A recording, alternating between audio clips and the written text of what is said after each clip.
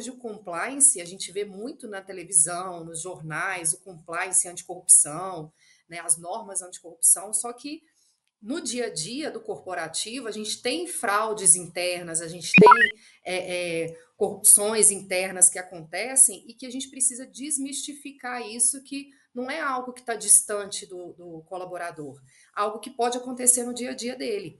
Então, eu tento traduzir isso, né, na gestão que eu faço da área, eu tento trazer muito o pessoal das outras áreas também para essa cultura de vamos desmistificar, né, essa linguagem jurídica, que eu até brinco, né? O juridiquês, vamos desmistificar e vamos traduzir isso para o dia a dia do colaborador. E uma das ferramentas que eu utilizo, eu não sei, eu acho que alguns profissionais da área já devem conhecer, mas que eu trago muito, principalmente para os gestores, né, do compliance, é conhecer, por exemplo, o triângulo da fraude. O que seria esse triângulo da fraude? Você tem, né, um triângulo em que cada vértice você tem um item que você tem que ficar atento se está acontecendo esse item na sua coletividade, na sua empresa, que seria uma vértice que é a pressão que o colaborador está sofrendo, uma oportunidade e uma racionalização. Aquele profissional ele sempre está sob pressão. Se ele está sob pressão, ele pode ter uma oportunidade, se você não tem, né, processos bem definidos, procedimentos internos bem definidos, ele pode ter uma oportunidade de criar uma regra por conta própria, né, para beneficiar ele no quesito do atendimento à meta. E a racionalização seria ele ter ciência daquilo, mas ele tentar achar uma justificativa para o cometimento daquele ponto que não está de acordo com a regra interna. Requisito normativo é o mínimo a ser atendido. A empresa, com perdão sim da expressão, mas ela está fazendo o mínimo, porque o requisito normativo deve ser atendido por todos.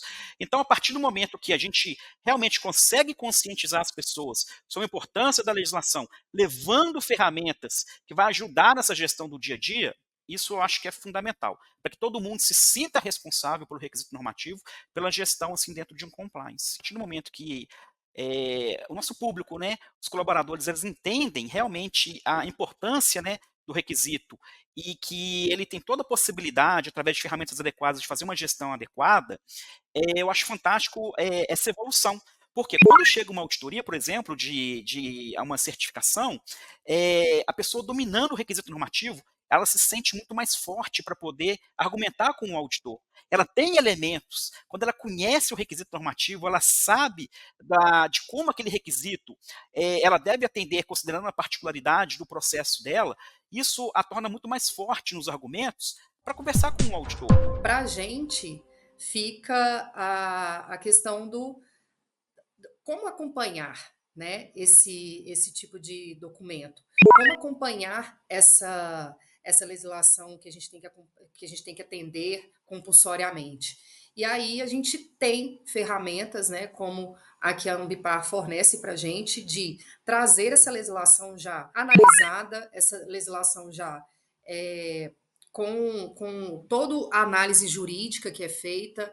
Então, a gente tem esse trabalho que é feito por vocês, que nos facilita muito nessa gestão da regulação, porque a gente conhece a legislação, sabe de fato qual que é o documento que a gente tem que atender e traz uma legislação já com um viés, com um olhar jurídico do que de fato a gente tem que atender. Então, nos ajuda nesse sentido de ter a segurança jurídica das normas que a gente tem que atender e como que a gente faz esse acompanhamento dentro da empresa.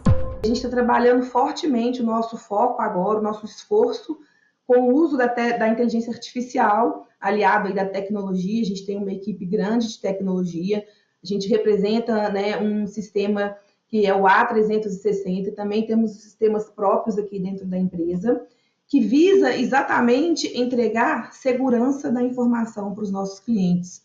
Ou seja, são diversas formas, ferramentas tecnológicas, usando a inteligência artificial e o conhecimento de base também de todos os nossos consultores, auditores, de toda a equipe, né, para que o cliente tenha em um único ambiente a base, né, o princípio básico, que é o atendimento do requisito legal. Então, que ele tenha esse diagnóstico da interpretação da legislação aplicável ao seu negócio considerando os diversos escopos que ele faz uma opção por trabalhar, mas não somente isso, que a gente consiga incluir nisso também o código de ética da empresa, todas as diretrizes de governança e principalmente a avaliação de riscos.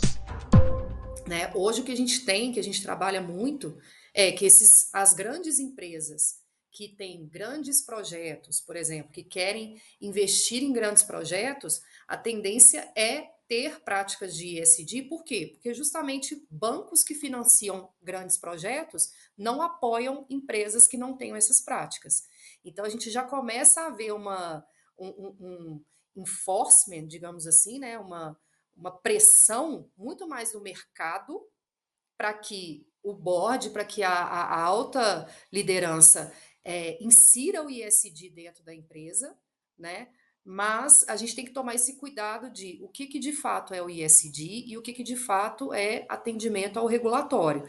E aí o compliance ajuda nesse ponto e ajuda também esse assessoramento à alta liderança. O que eu tenho que atender como regulatório, aquilo que está declarado, mas aquilo que o stakeholder vai gerar como expectativa, né? Então, aquilo que não está declarado, mas vai ser uma expectativa do meu stakeholder, da minha parte interessada, e que internamente eu tenho que colocar como uma norma.